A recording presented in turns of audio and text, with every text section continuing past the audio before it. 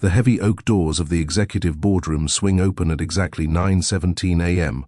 on a crisp October morning in Manhattan. Every head turns.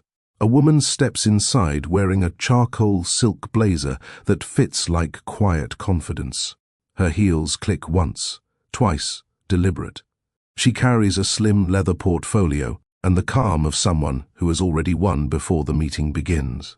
At the head of the long glass table sits Harlan Voss, former CEO, still wearing the same tailored navy suit he favored 5 years ago, though the lines around his eyes are deeper now. He glances up from the merger documents, expecting another lawyer or banker. His pen freezes mid-signature. The color drains from his face in a single heartbeat. Serena? The word escapes him like air, leaving a punctured tire, half question, half disbelief. She stops at the opposite end of the table, places the portfolio down with perfect control, and meets his gaze without blinking. "Good morning, Harlan." The room goes still. Board members exchange glances, sensing electricity they don't understand.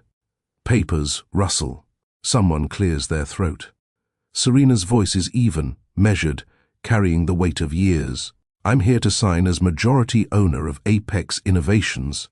A ripple moves through the room. Murmurs, a dropped pen, the soft click of a phone recording the moment. Harlan's mouth opens, closes. For the first time in a decade, the man who built a billion-dollar empire from code and ambition has no immediate answer. She lets the silence stretch exactly long enough. Then she adds, softer, only for him. "You left me with nothing but a heartbeat inside me. Today I return with everything." The words land like a match struck in dry grass. What brought her from that rainy night 5 years ago to this chair at the head of his kingdom? That is the story we are about to tell.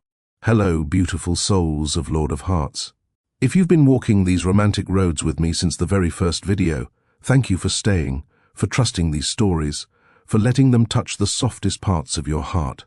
Your comments, your shares, your quiet likes in the middle of the night. They mean everything.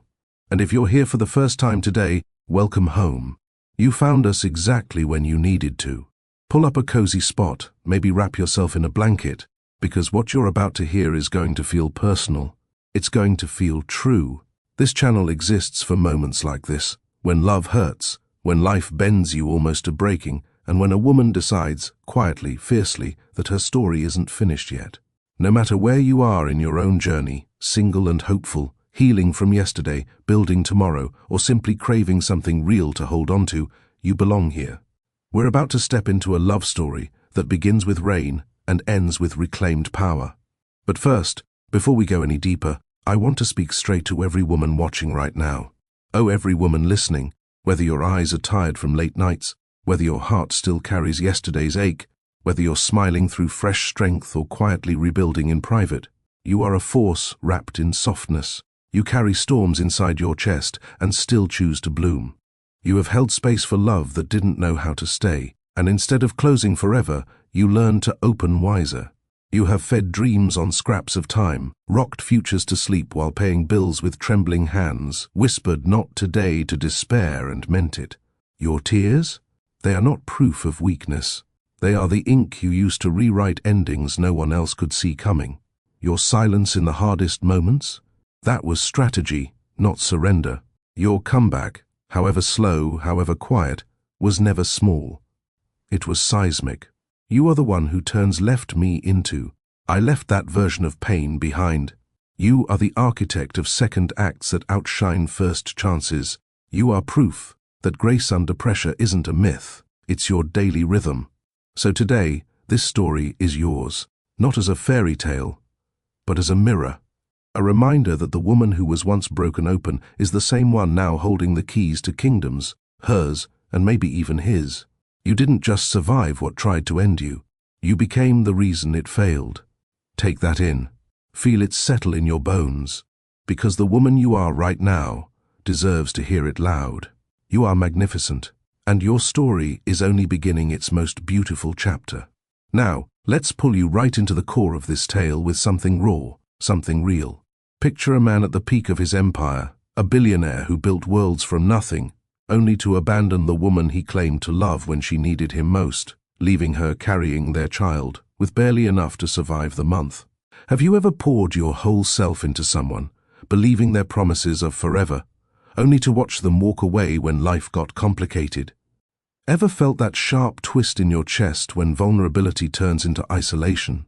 That's the sting of betrayal at its deepest, being left exposed, pregnant and penniless, forced to question if love was ever real or just a convenient illusion. It's the kind of pain that could crush anyone, the moment when trust shatters and survival mode kicks in. But what if that very heartbreak became the forge for something unbreakable? What if she didn't just endure, she transformed, rising to claim not just her life, but his legacy? Stay with me through every beat of this journey, because by the end, you'll see how one woman's quiet fire turned loss into leadership and abandonment into a triumphant return. If this story of unbreakable spirit and reclaimed love is already calling to you, smash that like button right now to show your support.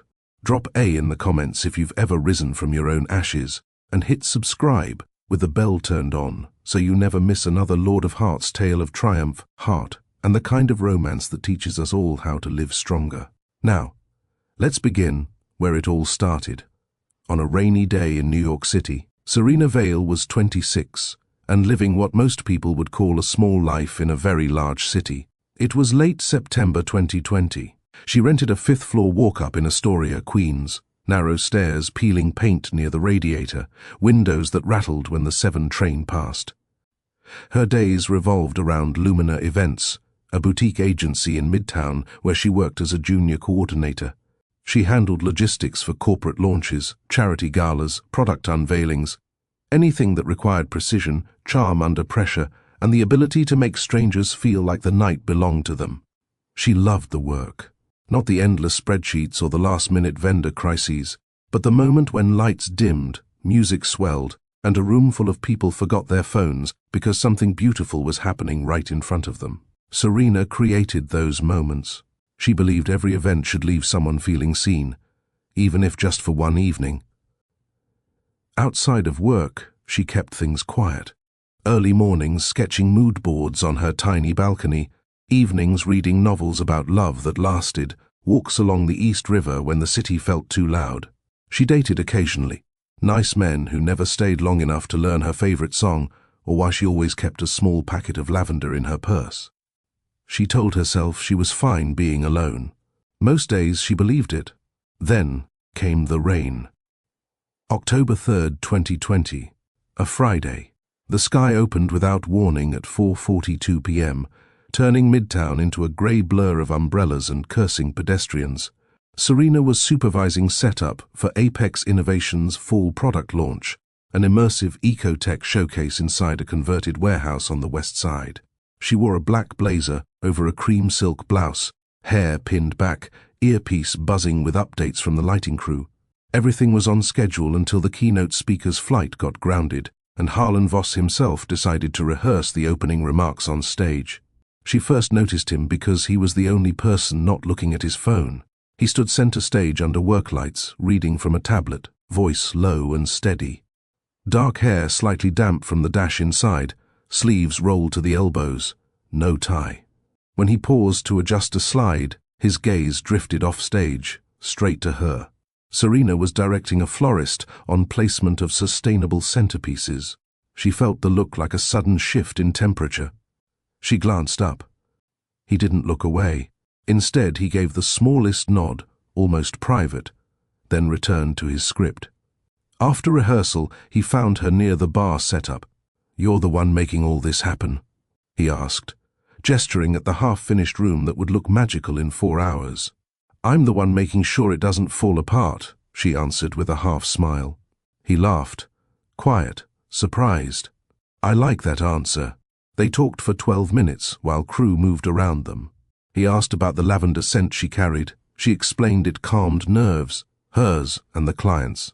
She asked why a billionaire CEO still rehearsed his own lines instead of letting PR handle it. He said, "Because when I speak, I want it to be mine." By soundcheck, they were still talking. By doors open, they had exchanged numbers. By the time the last guest left at 11:19 p.m., Harlan texted, "Rain stopped. Walk you to the subway? She said yes. They walked along the Hudson under clearing skies. Streetlights reflected on wet pavement like scattered coins. He told her about growing up in a small house outside Pittsburgh, coding on a second-hand laptop while his mom worked double shifts. She told him about her mom teaching her to arrange flowers before she could spell her name properly. Neither mentioned money or status. They just talked, easy, unguarded. At the subway entrance, he stopped. "I don't want this to end here," he said. "Then don't let it," she replied. Their first real date was 3 nights later, October 6, a quiet Italian place in the village where the owner knew everyone by name. Harlan arrived early, already at the table with a small bouquet of white ranunculus, because she'd mentioned once that they were her favorite. Serena wore a deep green dress that made her feel brave. They stayed until the restaurant closed, sharing tiramisu and stories about dreams they hadn't told anyone else. Over the next 6 weeks, the romance moved fast enough to feel like fate, slow enough to feel safe. October 12th, he took her to a rooftop jazz club he'd rented for the evening. Just them, a saxophone player, and the Manhattan skyline. They danced barefoot on cold concrete while My Funny Valentine floated around them. When the song ended, he pulled her close, forehead against hers, and whispered, "I've never felt this calm with anyone." October 18th, she invited him to a small pop-to-up event she'd organized for a local non-profit. String lights, live poetry, donated wine. He showed up in jeans and a sweater, stayed until cleanup, helped stack chairs. Later, in the empty venue, he kissed her for the first time, slow, deliberate, like he'd been waiting weeks to do it right. Her hands found the back of his neck, his slid to her waist. When they parted, he rested his forehead against hers again and said, "You make everything quieter." October 25th, a weekend in the Hudson Valley, a rented cabin with a wood-burning fireplace. They cooked pasta together, laughed when sauce splattered, talked until 3 a.m. about fears and hopes. In the dark, under thick blankets, he held her close, tracing slow circles on her back while she rested her head on his chest. His heartbeat was steady against her ear. She felt cherished, seen in a way no one had ever bothered to look. November 2nd, back in the city, a rare night off. They stayed in his penthouse, floor-to-ceiling windows, soft jazz, takeout from her favorite Thai place. After dinner, they curled up on the couch. He pulled her into his lap, arms around her waist, chin on her shoulder. They talked about nothing and everything. At one point, he kissed the side of her neck, soft and lingering. She turned, met his eyes, and they kissed, deeper this time, full of quiet promises. His hands stayed gentle, respectful, moving only where she guided. When they finally pulled apart, he cupped her face and said, "I want all of this, all of you, for as long as you'll let me." She believed him. Their chemistry was effortless. She brought warmth to his structured world. He brought wonder to her practical one. She taught him to notice small beauties, street musicians, the way fog clung to bridges at dawn. He showed her parts of the city she'd never accessed, private galleries, hidden speakeasies, views from rooftops only he knew. They complemented each other perfectly, and yet small cracks began to show. Harlan's phone buzzed more often, late-night calls from board members, emails he answered at 2 a.m. while she slept beside him. He'd apologize, kiss her forehead, promise it was temporary. "Just this quarter," he'd say. "Then things settle." She nodded, supportive. She believed in his vision, the clean energy future he was building. She admired his drive, but she also noticed how his shoulders tensed when the subject of Apex came up, how his smile sometimes didn't reach his eyes anymore. Still, the good moments outnumbered the strained ones. November 14th, they walked through Central Park after a late dinner. Leaves crunched underfoot. He stopped under a lamppost, pulled her into his coat to shield her from the wind, and kissed her long and slow. When he drew back, he looked at her like she was the only real thing in his life. "I'm falling," he said quietly. She smiled against his lips. "Good. I've already landed." That night, they lay tangled together in his bed, city lights painting gold across their skin. His fingers moved gently along her spine. Hers rested over his heart. No rush, no pressure, just closeness, trust, the kind of intimacy that felt sacred. For those weeks, everything felt possible. If this budding romance is pulling at your heartstrings already, hit like to show some love. Share this with a friend who needs to believe in second chances, and comment, "I'm hooked," below. Because what comes next changes everything. Here is the revised Act 2.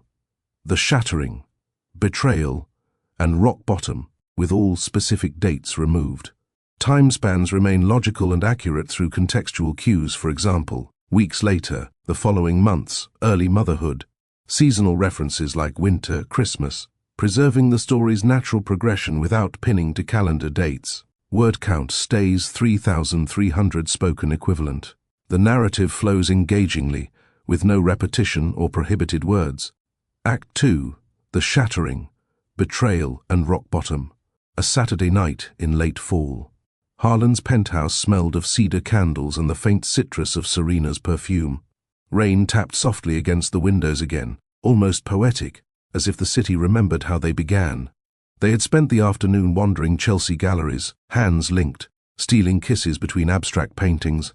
Dinner was delivered: grilled salmon, herbed risotto, a bottle of chilled Sancerre. Now the plates sat forgotten on the coffee table. Soft jazz played low. Serena lay across his lap on the wide sectional, head resting on his thigh, his fingers threading slowly through her hair. She felt lighter than she had in weeks. Work had been relentless.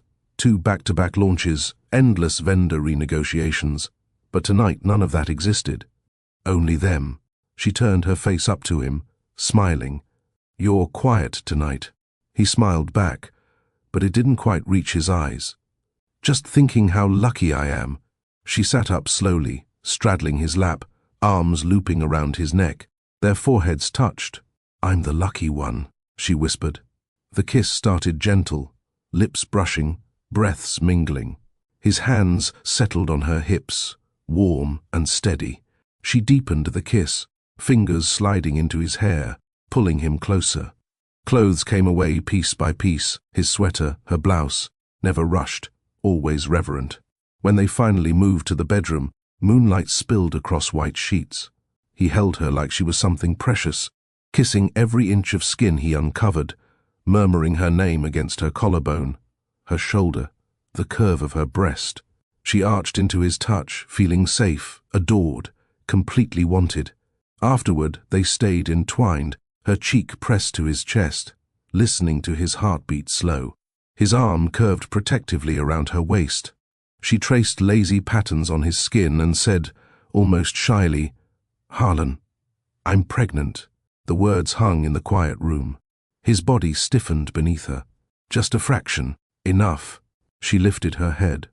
"I found out this morning. I wanted tonight to be perfect before I told you." Silence stretched. He stared at the ceiling. "How far along?" "About 7 weeks." Another long pause. She reached for his hand. "We're going to have a baby." He didn't squeeze back immediately. When he finally spoke, his voice was careful, measured. "This is big." "I know." She tried to keep her tone light. "But we're good at big things, aren't we?" He sat up slowly, pulling the sheet around his waist. "Serena, Apex is at a tipping point. We're closing a critical funding round soon. If anything goes wrong, if I lose focus, the whole thing could collapse. Thousands of jobs. The entire mission." She sat up too, tucking the sheet under her arms. "I'm not asking you to stop working. I'm asking you to be with me in this." "I want to be," he said, but his eyes were already distant. I need time to process." She nodded, swallowing the sudden tightness in her throat. "Okay. Take the time you need." They didn't speak much after that. He kissed her forehead, held her until she fell asleep. But when she woke in the small hours, he was already at his desk in the next room, blue light from 3 monitors washing over his face. The withdrawal began quietly. Over the next few weeks he cancelled dinners, emergency board calls. He came home after she was asleep, left before she woke. Texts grew shorter. Calls became voice notes. He missed her birthday, sent flowers and a note, swamped. "Love you. Talk soon." Then came the evening he finally sat her down in his living room. A decorated tree glittered behind him. She had spent the afternoon adding silver ornaments, white lights, a star she'd bought because it reminded her of the one on her childhood tree. Now the lights felt too bright. "I've been thinking," he began. Her stomach dropped. "I love you," he said. "I do. But this," he gestured vaguely toward her still flat stomach. "It's not the right time. For me. For Apex. I can't split my attention. Not now." She stared at him. "You're saying you can't be a father. I'm saying I can't be what you need right now." His voice cracked on the last word, but he steadied it. "I'll support you financially, whatever you need. But us, as a couple, I have to step back." The room tilted. She stood. "You're breaking up with me. While I'm carrying your child, I'm trying to be honest. You're trying to be safe." Tears burned, but she refused to let them fall yet. "You're choosing your company over your family. It's not that simple." "It is exactly that simple." He reached into his jacket pocket and pulled out an envelope. "This should cover the next year. Rent, medical, everything. After that, we can set up something more permanent." She didn't touch it. He set it on the coffee table. "Serena, please." She looked at the envelope, then at him. The man who once danced barefoot with her on rooftops. The man who whispered she made the chaos quiet. "I don't want your money," she said. "I wanted you." She walked out without another word. The elevator doors closed on his stunned face. Winter settled in cold and merciless. Serena moved out of his penthouse the next day, back to Queens. Different apartment this time, smaller, one bedroom with a view of a brick wall. Rent was manageable on her salary, but barely. She kept working at Luminar events, hiding morning sickness behind smiles and perfectly pressed blazers. Colleagues noticed she was quieter, paler. She said it was the season. Money grew tight fast. She'd relied on Harlan for dinners out, weekend getaways, little luxuries. Now every dollar mattered. Prenatal vitamins, extra groceries for nausea, ultrasound appointments. She sold the few designer pieces he'd bought her on consignment sites. Each sale felt like losing another memory. Exhaustion settled into her bones. She worked long days coordinating conferences, then came home to collapse on the couch. Nights were the worst, lying in the dark, hand on her growing belly, whispering to the baby, "We're okay. We'll be okay." But doubt crept in. What if she couldn't do this alone? What if she failed her child the way Harlan had failed her? A routine ultrasound showed a strong heartbeat.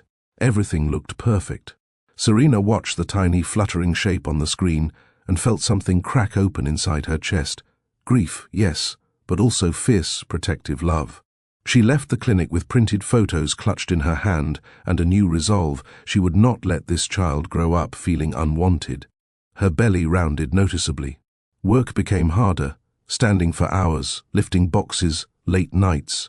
She asked for lighter duties, her manager agreed, but the pay stayed the same. Bills arrived faster than paychecks. She ate simple meals some nights so she could afford fresh fruit the next. Loneliness pressed in like fog. Friends called, but she pulled back. Too proud, too raw to admit how much it hurt. She stopped posting on social media. The world moved forward. She felt stuck. Contractions started in the early morning during a holiday weekend. She called a cab, labored alone in the hospital hallway, until a kind nurse held her hand through the worst of it. After hours of pain and determination, Aria Vale arrived.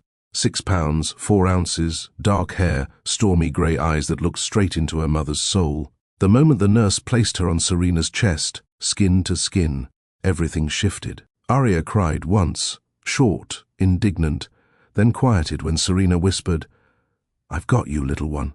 I've got you forever." In that hospital room, with morning light slanting through blinds, Serena made a promise.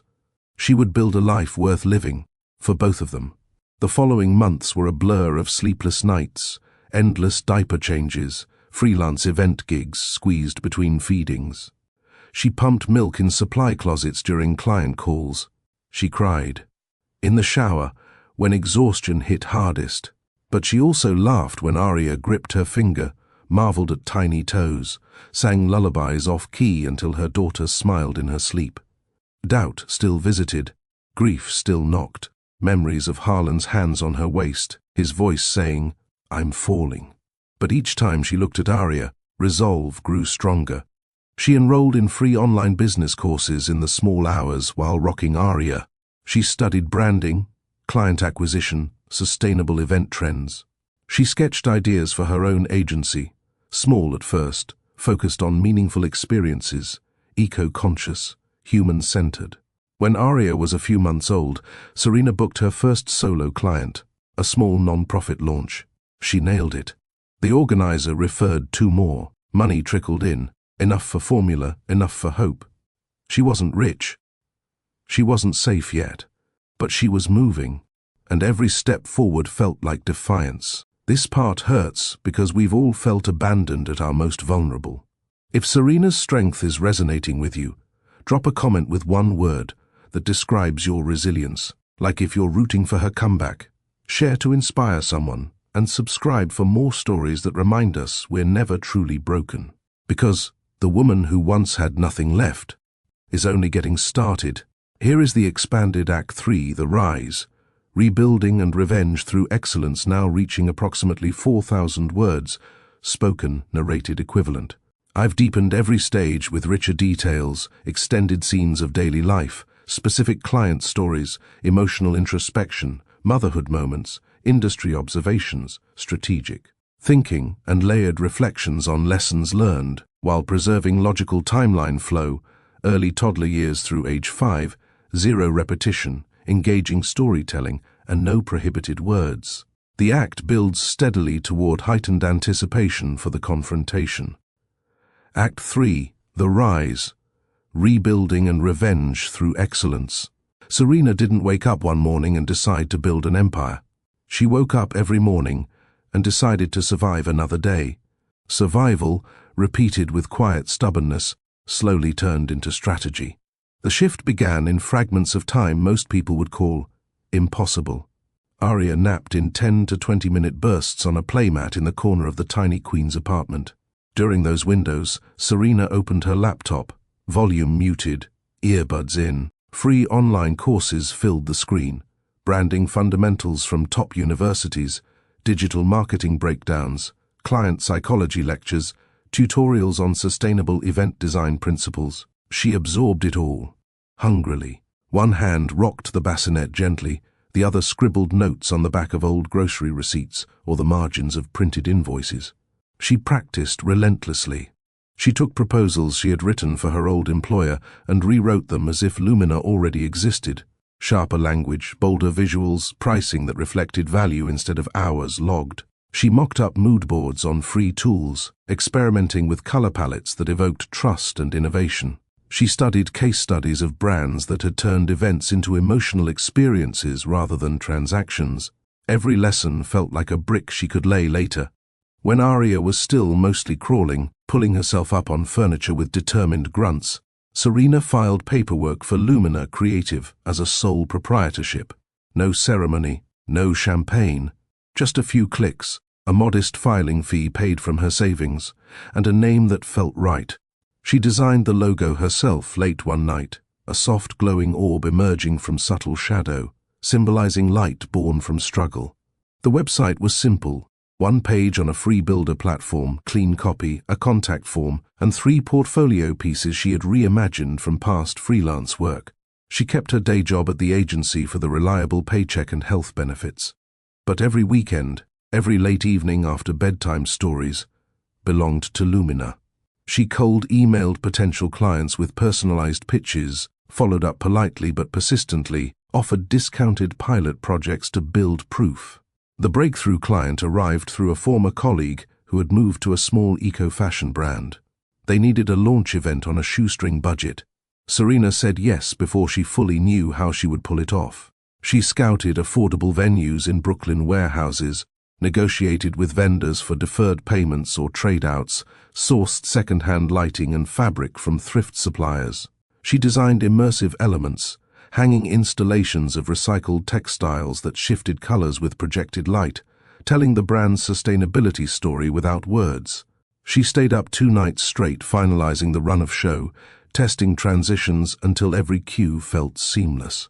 The event unfolded perfectly. Guests lingered longer than planned, taking photos, sharing stories. Social media lit up overnight. The client sent a testimonial that read like gratitude wrapped in awe, plus an immediate referral to a clean beauty startup. Word moved quietly at first, then faster. A non-profit needed a fundraiser that felt intimate rather than institutional. Serena created a candlelit evening with live acoustic sets and interactive gratitude walls where attendees wrote messages of hope. Another client, a mid-sized tech firm tired of sterile conferences, asked for something memorable. Serena built a journey experience through themed rooms, each representing a stage of innovation, ending in a rooftop toast under string lights. Each project sharpened her instincts. She learned to ask better questions in discovery calls. What emotion do you want people to leave with? What story are you really telling? How can we make the invisible visible? By the time Aria took her first wobbly steps, laughing as she clutched Serena's fingers, Lumina had 5 recurring clients. Revenue covered rent, groceries, daycare, and a small cushion. Serena quit the agency job in a single conversation with her manager, who wished her luck and secretly admired the courage. She rented a shared workspace in Brooklyn, 2 desks in an open room filled with other freelancers. One desk for her laptop and endless post-its, the other quickly buried under mood boards, fabric swatches, and Aria's drawings brought home from daycare. She hired her first freelancer, a remote graphic designer who understood minimalism and warmth. Overhead stayed lean. Every dollar earned went back in. Better camera for event photos, targeted LinkedIn ads, professional headshots that showed confidence without arrogance. The website grew. Case studies with metrics, client quotes, a blog where Serena wrote short pieces on creating connection in a disconnected world. Wins compounded. A sustainable fashion pop-up she designed featured interactive forests made from recycled fabric panels that shifted hues under warm LEDs. Influencers attended, posted reels. Footage of guests walking through glowing paths went viral, millions of views across platforms. Brands that had ignored her inquiries suddenly emailed back. Lumina landed its first 6-figure contract, a multi-city experiential tour for an emerging green energy startup. Serena conceptualized the entire arc, pop-up activations in 5 major cities, each one a chapter in the brand's mission. One city had a solar dawn installation with rising light projections. Another featured communal tables where visitors shared ideas for a cleaner future. Reviews poured in, transformative, soulful, unlike anything we've seen. Competitors began losing bids she entered. Investors noticed next. A fund dedicated to women-led, impact-focused businesses reached out after a trade publication mentioned her viral campaign. They offered seed money for a modest equity stake. Serena negotiated firmly, retained majority control, secured mentorship access, used the funds to hire a full-time operations manager, a calm, organized woman who became her right hand, and a junior coordinator fresh out of design school. The shared workspace felt too small now. They moved to a bright loft in Dumbo, exposed brick walls, massive windows overlooking the river, a dedicated corner with toys and a tiny table for Aria on days when school pickup ran late or illness kept her home. Motherhood and ambition remained an intricate, exhausting dance. Mornings started with Aria's sleepy hugs and oatmeal smeared across the kitchen counter. Serena packed lunches one-handed while answering emails. Afternoons often meant muting client Zoom calls to read picture books or bandage scraped knees. Evenings split cleanly, bath time, lullabies, then back to the laptop once Aria slept. She mastered working in fragments, 15 minutes drafting proposals during nap time, 30 minutes reviewing budgets while dinner simmered. Some weeks, she missed playground meetups or story hours, guilt visited then. But she never missed tucking Aria in, never skipped the ritual of whispering, "Mama's building something beautiful for us." Aria became her North Star. Every pitch included an unspoken promise, "This ensures you'll never have to choose between love and stability the way I once did." When Aria entered preschool, tiny backpack, brave face on the first day, Serena felt space open. More consistent hours meant bolder risks. She narrowed her focus.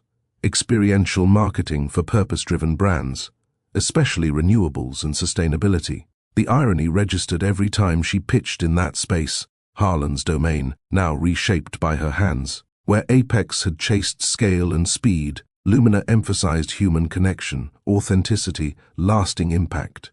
Clients responded. A solar tech giant hired her for their annual summit.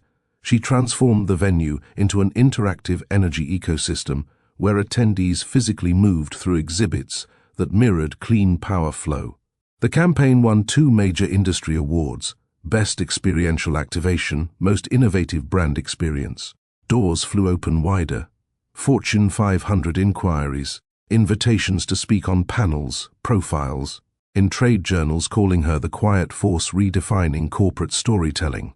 Meanwhile, Apex innovations began slipping. Industry whispers grew louder. Harlan's relentless drive for dominance had bred compromises, rushed product timelines, optimistic claims in investor presentations, alliances that frayed under pressure. A high-profile patent dispute siphoned millions in legal fees. Regulators probed environmental data accuracy. Talented engineers departed for calmer waters. Stock value declined steadily. Headlines shifted from visionary to embattled. Board members pushed for course correction. Harlan resisted, pouring more hours, more debt, more personal capital into the fight. People in Serena's network shared updates quietly over coffee or at conferences. He's not the same. Lost the spark. Pushing too hard, seeing only numbers now. She listened, filed every detail away, felt no surge of spite, just calm observation. Lumina continued its ascent. A flagship project for a wind energy leader earned glowing coverage. Guests described walking through living turbines of light and sound that evoked both power and harmony. The win attracted enterprise clients. Serena expanded the team, account directors, creative strategists, a production crew for larger builds. The Dumbo loft outgrew them. They relocated to a full floor in a converted warehouse near the Brooklyn Navy Yard. High ceilings, natural light, a dedicated kids' nook complete with books and art supplies for Aria's after-school visits. One quiet afternoon, while reviewing quarterly financials with her CFO, a new report landed on the desk. Apex is quietly shopping for a buyer or a strong merger partner. Cash burn is accelerating. The board wants resolution before public panic sets in. Serena studied the figures. Declining revenue streams, mounting liabilities, eroding market share. Clarity settled over her like cool water. No triumph, no bitterness. Just recognition of an opening. She moved methodically. Over the following weeks she met advisors late into evenings, ran financial models, consulted trusted partners. Lumina's position was strong, healthy reserves, impeccable reputation, a portfolio that perfectly complemented Apex. Hardware and infrastructure met emotional branding and consumer engagement. A merger could create something greater than either company alone. On paper, it made sense. Deeper down, it felt like the story was completing its arc. She crafted the offer with precision. Lumina as majority owner, generous retention packages for Apex's remaining talent, firm commitments to ethical realignment, transparent reporting, renewed focus on genuine sustainability, employee support programs, no punitive terms, no public shaming, business conducted cleanly, respectfully. The night before the proposal shipped, Serena sat cross-legged on her living room floor beside Aria, now 5 and full of questions. They painted together, watercolors bleeding into soft sunsets on thick paper. "What are you making, Mama?" "A new chapter," Serena answered, brushing a strand of hair from her daughter's forehead. Aria tilted her head, paintbrush paused. "For the company, for all of us, for the people who work there, for the world they're trying to help." Aria nodded solemnly, as if she understood more than her years allowed. "Will it be beautiful?" Serena smiled. "We'll make sure it is." In the stillness after Aria went to bed, Serena sat with her thoughts. The years had taught her truth she carried like quiet armor. Love demands presence. Consistent, unglamorous showing up. Grand promises mean nothing when vulnerability arrives and the other person walks away. Absence in those moments isn't a misunderstanding. It's a choice. Self-worth stands independent. It isn't granted by success or stripped by betrayal. It simply is, rooted in existence, nurtured by boundaries.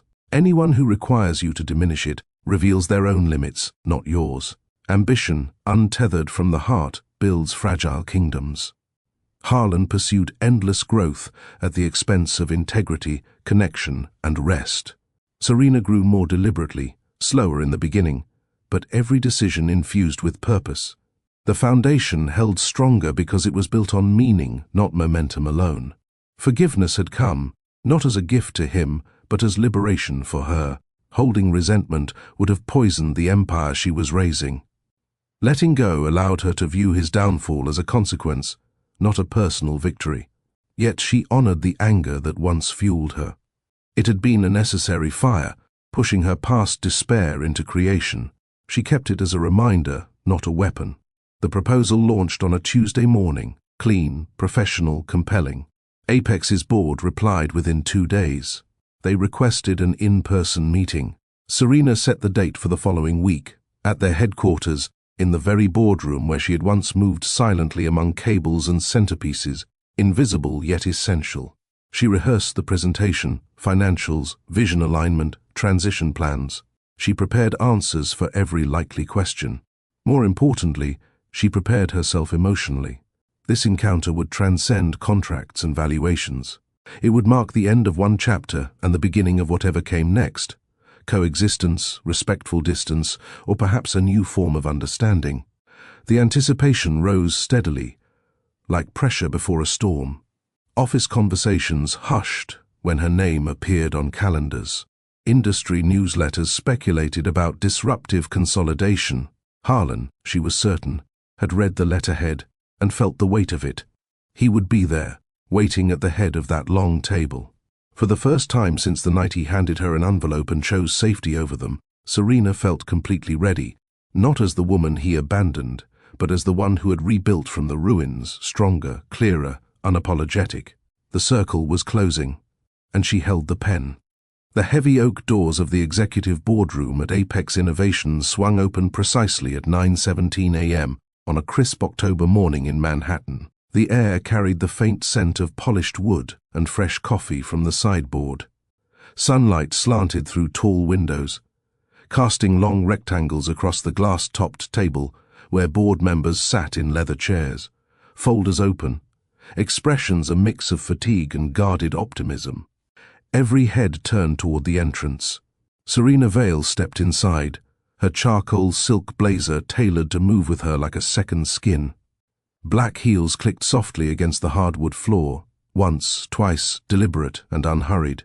She carried a slim leather portfolio under one arm, her posture straight but not rigid, her dark hair pulled into a low chignon that spoke of control without severity. A single gold chain necklace rested against her collarbone, simple and understated.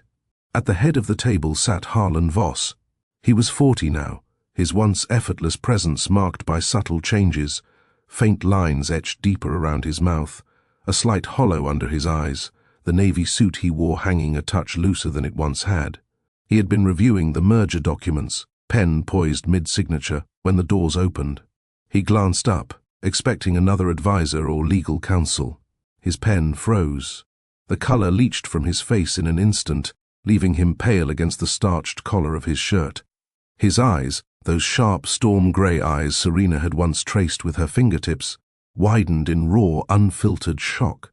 The room seemed to contract around him, the murmur of side conversations fading into a distant hum. "Serena?" The word slipped out low, ragged, more exhale than question. It hung in the air, breaking the polished silence like a crack in fine china. She stopped at the far end of the table, exactly opposite him. With measured grace, she set the portfolio down, the soft thud echoing slightly. She met his gaze directly, her own eyes steady, warm brown depths holding neither triumph nor malice, just the quiet authority of someone who had walked through fire and emerged refined. "Good morning, Harlan," she said, her voice even, carrying across the room with natural clarity. No edge, no tremor, just truth. The board members shifted in their seats. A woman in pearls glanced between them, sensing undercurrents she couldn't name.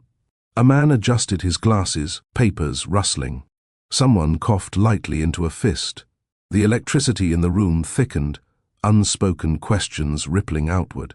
Serena turned to the group, offering a professional smile that put them at ease.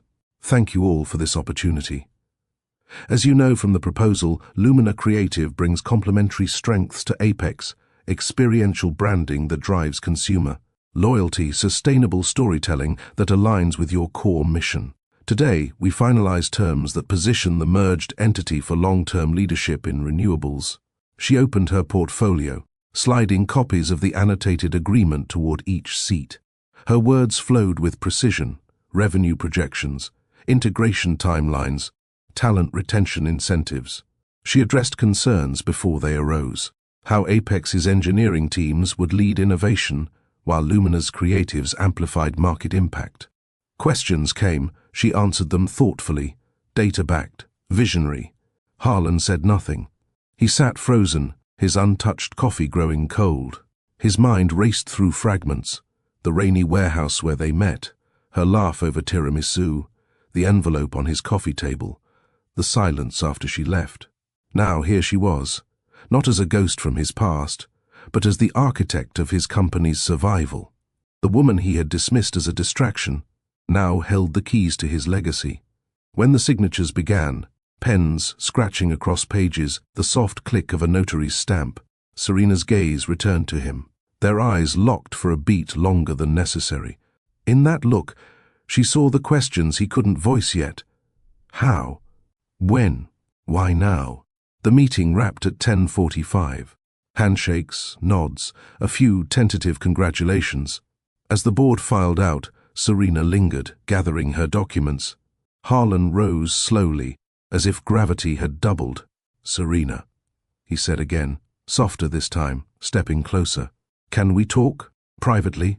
She considered him for a moment, the man who had once made her feel invincible, now diminished by his own choices.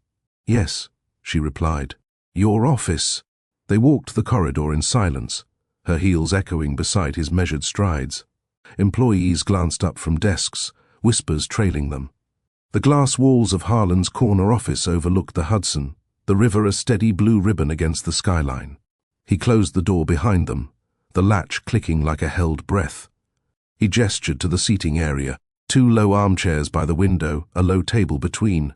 She chose the one facing the view, settling with composed elegance. He sat opposite, elbows on knees, hands clasped as if to steady himself. "How long have you been planning this?"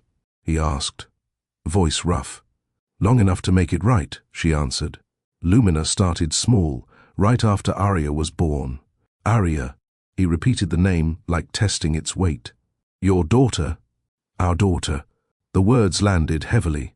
Harlan's breath caught, his face crumpling inward. He leaned forward, searching her expression. I didn't know. You never reached out. You made your choice clear." Serena's tone stayed neutral, but her eyes softened with old sorrow. "I respected it by building without you." He rubbed a hand over his face, exhaling shakily. "God, Serena. A daughter. All this time." She opened her portfolio again, this time pulling a slim photo album, small, leather-bound, the kind meant for quiet moments. She slid it across the table. "She's 5 now, full of questions, endless energy. Takes after you in the way she puzzles things out."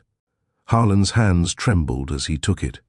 The first page, a newborn photo, tiny fists curled, eyes already alert. Next, Aria at 1, smashing cake on her high-chair tray, frosting in her curls. Then toddler years, first steps in a sunlit park, building block towers that toppled into laughter, school portraits, preschool art projects taped crookedly inside. The final pages showed recent shots, Aria on a swing, wind in her hair, painting at a low table beside Serena, both of them smudged with blue and yellow. Tears welled in his eyes, spilling over without shame. He traced a finger over one image, his daughter's smile, so like Serena's, but with the curve of his own jaw. "She's beautiful," he whispered, voice breaking. "I've missed everything." Serena watched him, her own throat tightening. Memories flooded unbidden, his hand on her belly during those early weeks, the way he'd talked to the bump about stars and circuits. The joy they'd imagined, stolen by his fear. "You did," she said gently, "but missing doesn't erase what's here now." He closed the album slowly, setting it down like fragile glass. I was terrified. The funding round, the pressure, it swallowed me. I convinced myself Apex was all that mattered, that I had to protect it at any cost. Including us, including her. He met her eyes, raw vulnerability cracking his. Composure. It was the worst mistake of my life. Every empty boardroom, every late night since, I've felt it. I thought success would fill the hole, but it just made it echo louder. Admissions poured out then, unfiltered. He spoke of the patent fight that drained his spirit, the executives who left because he pushed too hard, the nights he stared at the city lights, wondering if she was out there hating him. I tried dating once, twice. It felt wrong, hollow. No one saw me as you did. No one made the noise stop. Serena listened without interrupting, her heart aching with the familiarity of his pain, echoes of her own long nights. When he fell silent, she leaned forward slightly.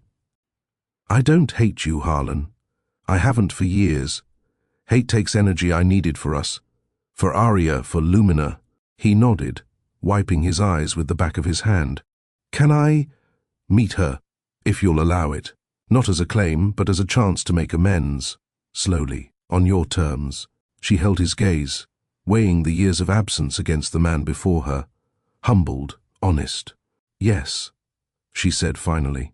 "But it starts with actions, not apologies. Weekly visits at first, supervised. She knows a story about her father, a brave man who built big things. We'll add truth to it, piece by piece." Relief washed over his features, mingled with fresh tears. "Thank you. I don't deserve it, but thank you." The moment stretched, heavy with what-ifs. Serena stood, smoothing her blazer. "There's more to say. But not here, not now. Let's sign the merger first. Then we talk about family." They returned to the boardroom together. The final documents awaited. Harlan signed with a steadier hand, his eyes flicking to her occasionally. Gratitude, regret, a spark of something older. When the last page turned, applause rippled softly. Cameras flashed for a quick press photo, Serena and Harlan side by side, professional smiles in place, the Hudson gleaming behind them. Later that afternoon, in a quieter conference room, Serena gathered key leaders from both companies. No fanfare, just folding chairs, a projector, and bottled water. She stood at the front, Aria's drawing, a simple rainbow over two stick figures tucked into her pocket for courage. "This merger isn't about one company swallowing another," she began. "It's about synergy. Apex's engineering brilliance is paired with Lumina's human-centered storytelling. Together, we don't just innovate, we inspire. But to do that, we recommit to ethics. Full transparency in reporting. Audits on every sustainability claim. No more shortcuts." Nods circled the room. She continued, outlining policies. Paid family leave extended to 6 months, on-site childcare at all offices, and mentorship programs for women returning from maternity. Half our board will be women within the year. We invest in those who build lives alongside careers, because the best ideas come from rested, supported minds. Harlan, seated in the back row, watched her command the space. Pride swelled in his chest, bittersweet. This was the vision he'd lost sight of, purpose over profit. In the weeks that followed, the merged company, now Apex Lumina, began to transform. Serena led with steady vision. She restructured teams to blend technical depth with creative flair, launching hybrid campaigns that combined Apex's tech demos with Lumina's immersive experiences. A pilot program in Chicago, a solar-powered community hub with interactive learning zones, drew national attention, proving the model worked. Under her guidance, ethical reforms took root. Independent auditors verified green claims. Supply chains shifted to fair trade partners. Employee satisfaction surveys climbed as benefits rolled out. Flexible hours for parents, wellness stipends, and affinity groups for single mothers. Serena personally championed the childcare initiative, drawing from her own fragmented early days. "No one should choose between a board meeting and a school play," she said in all-hands calls. Harlan transitioned to advisor, his office moved to a sunlit corner suite. He poured energy into mentoring young engineers, sharing stories of early failures that humanized his legend. The board appreciated his candor, investors stabilized. Their personal evolution unfolded even more deliberately.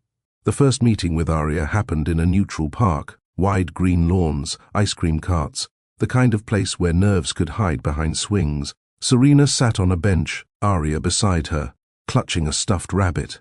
Harlan approached slowly, hands in pockets, a small kite under one arm, neutral, fun, no pressure. "Hello," he said, crouching to Arya's level. "I'm Harlan. Your mom says you like flying things." Arya eyed him curiously, rabbit hugged tight. "Kites go high, but wind makes them crash sometimes." He nodded solemnly. "You're right," but with steady hands they soar longer. They flew the kite that afternoon, tugs and laughs, grass stains on knees. Serena watched from afar, heart full and cautious. No instant bonds, no movie magic, just a beginning. PSYO parenting settled into a rhythm over months. Weekends alternated, Arya with Harlan at science museums, learning circuits, evenings with Serena crafting stories from recycled paper. Holidays blended. Thanksgiving at Serena's table, Hanukkah lights in Harlan's apartment. Boundaries held firm, communication through shared apps, therapy sessions for Harlan to unpack his regrets, and family counseling for all three to build trust. Subtle warmth rekindled, earned through time. Not the fiery passion of their early days, but something deeper, respect forged in shared history. Occasional dinners after Arya's bedtime, quiet Italian spots, conversations meandering from business metrics to childhood tales. One evening, over shared plates of gnocchi, Harlan reached across the table, his hand brushing hers. She didn't pull away. Their fingers laced briefly, a silent acknowledgement of what lingered. Later, walking under streetlights, he stopped her gently. "I see you, Serena, all you've become. It humbles me." She looked up at him. The city hums soft around them. "And I see the man trying to be better. That matters." Their lips met then, slow, tentative, a kiss that tasted of forgiveness and possibility. No rush toward reunion, just the warmth of two people who had lost and found their way back, wiser. Under Serena's leadership, Apex Lumina thrived. Quarterly reports showed double-digit growth. Media hailed the ethical powerhouse reshaping renewables. She expanded outreach, scholarships for women in STEM, community solar grants in underserved areas. The company became a beacon, proof that profit and principle could align. Final emotional highs came in quiet waves. One spring afternoon, Arya, now 6, drew a family portrait, 3 figures under a glowing sun, labeled Mama, Daddy, Me. She presented it during a picnic, oblivious to the tears it drew. Harlan framed it in his office. Serena pinned it to her vision board. Healing wove through their days. Serena found peace in release, therapy unpacking the last knots of hurt, long walks where she whispered thanks to the life she'd claimed. Harlan discovered redemption in presence, coaching Arya's soccer team, late-night calls with Serena about dreams reborn. Hope bloomed in small acts, shared holidays, inside jokes resurfacing, the way Arya's laughter bridged their gaps. New beginnings unfolded naturally. The merged company launched a global initiative, immersive hubs worldwide, blending tech and storytelling to educate on climate action. Serena and Harlan co-presented at the kickoff, their synergy effortless, drawing applause. In private moments, their bond deepened. A weekend getaway to the Hudson Valley, the same cabin from years ago, now rented for family. Arya explored the woods while they sat on the porch, hands entwined, watching leaves turn. "We're not the same people," Serena said softly.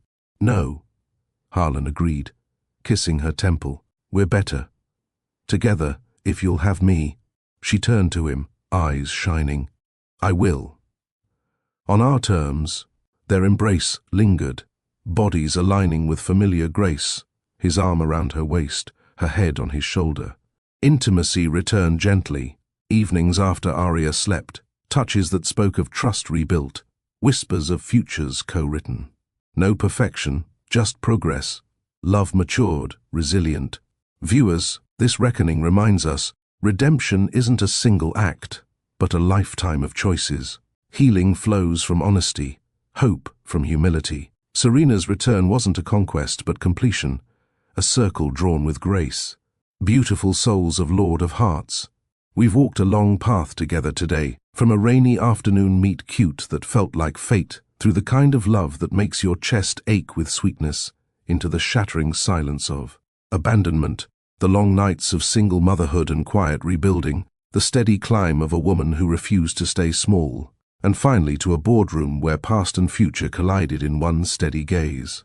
This story isn't fiction dressed up for views. It's a mirror held up to every woman who has ever loved hard, lost harder, and still chose to stand again. Let's hold the lessons close, because they weren't easily earned. First, resilience is not a gift some people are born with. It is forged in the dark hours when the world expects you to fold and you decide, not loudly, not dramatically, but quietly and irrevocably, that you will not. Serena didn't rise because life was fair. She rose because she refused to let unfairness write the final line. Every tear she cried in the shower, every 3 a.m. business course while rocking a sleeping baby, every no that turned into fuel became the foundation of an empire. Adversity doesn't break you unless you let it be the end. When you treat it as raw material, it becomes the very thing that rebuilds you stronger. Second, real partnership is not measured by grand gestures or expensive promises. It is measured by presence, consistent, unglamorous, showing up when it's inconvenient presence. Love that vanishes. The moment vulnerability arrives isn't love, it's convenience wearing love's clothing. True partnership chooses you even when the timing is terrible, even when the stakes feel impossible, even when fear screams the loudest. Harlan learned this too late. Serena learned it right on time. The lesson is simple and brutal. Never stay where your full self is treated as optional. Third, self-love comes before everything else. Not as a hashtag or a spa day, but as the non-negotiable boundary that says, my worth is not up for debate. Serena didn't wait for Harlan's apology to reclaim her value. She reclaimed it in the mirror of a tiny queen's bathroom, in the quiet vows she made to her unborn child, in the first freelance check she deposited alone.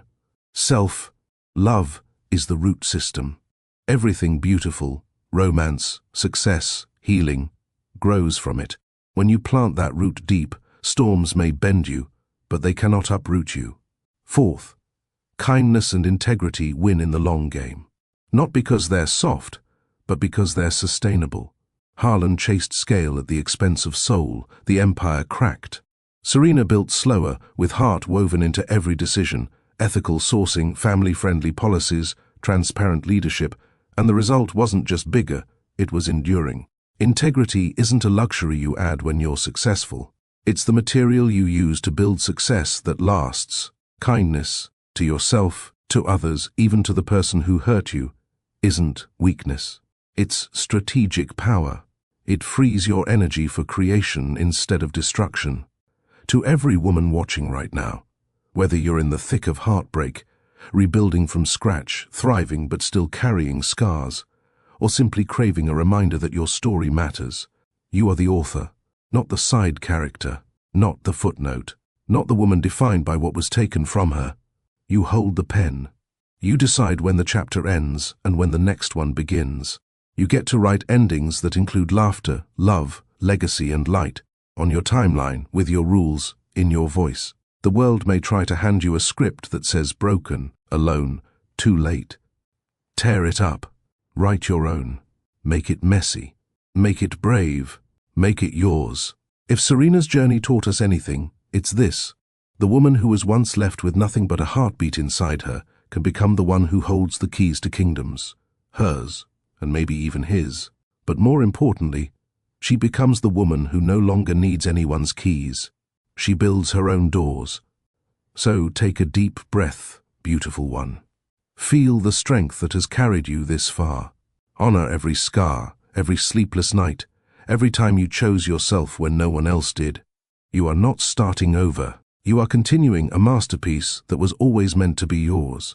If this story moved you, if it stirred something tender or fierce inside your chest, like right now if you believe in comebacks that look nothing like the movies but feel 10 times more real, drop a comment below with your biggest takeaway from today, or just one lesson you want to carry forward into your own life. I read every single one, and your words become part of this community's heartbeat. Share this video with any woman in your life who needs the reminder today that her story isn't over, that she still gets to write the most beautiful chapters. And if you want more stories like this, weekly doses of romantic inspiration, raw life wisdom, hearth-healing narratives that leave you feeling seen and stronger, hit that subscribe button and turn on notifications. You won't want to miss what's coming next. Thank you for being here, for giving these words a home in your heart, for showing up week after week with open minds and open souls. You make Lord of Hearts more than a channel. You make it a sanctuary. Until the next love story finds us, keep your heart open but never stop protecting it. With all my love, Lord of Hearts.